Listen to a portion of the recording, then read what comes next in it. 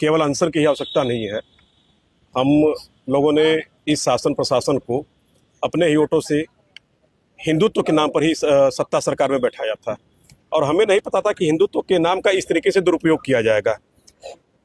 मुगल काल से लेकर के मौर्य काल तक में घनानंद की चोटी और शिखा पकड़ के उनको घसीटा गया। मुगलों के शासनकाल में भी तमाम इस प्रकार से अत्याचार हुए।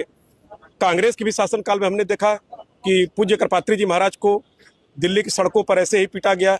और हमने पूर्व में भी देखा है कि समाजवादी पार्टी की सरकार जब थी तो अखिलेश यादव जी के द्वारा इन्हीं शंकराचार्य जी के ऊपर, यहीं पे बटुकों के ऊपर, इसी काशी में लाठीचार्ज हुआ था और उनको अपनी सत्ता गंवानी पड़ी।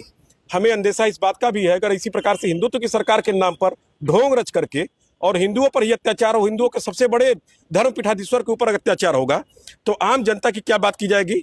ये पुलिस की जो पुलिसिया और तानाशाही कार्रवाई है, इसके हम कठोर शब्दों में इसका निंदा करते हैं और इसे केवल आंसर की ही आवश्यकता नहीं है। हम लोगों ने इस शासन प्रशासन को अपने ही वोटों से हिंदुत्व के नाम पर ही सत्ता सरकार में बैठाया था और हमें नहीं पता था कि हिंदुत्व के नाम का इस तरीके से दुरुपयोग किया जाएगा। मुगल काल से लेकर के मौर्य काल तक में घनानंद की चोटी और शिखा पकड़ के उनको घसीटा गया। मुगलों के शासनकाल में भी तमाम इस प्रकार से अत्याचार हुए। कांग्रेस के भी शासनकाल में हमने देखा कि पूज्य कृपात्री जी महाराज को दिल्ली की सड़कों पर ऐसे ही पीटा गया।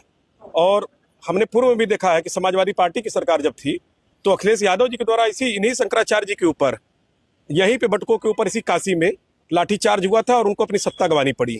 हमें अंदेशा इस बात का भी है अगर इसी प्रकार से हिंदुत्व की सरकार के नाम पर ढोंग रच करके और हिंदुओं पर ही अत्याचार हो, हिंदुओं के सबसे बड़े धर्म पीठाधीश्वर के ऊपर अत्याचार होगा तो आम जनता की क्या बात की जाएगी।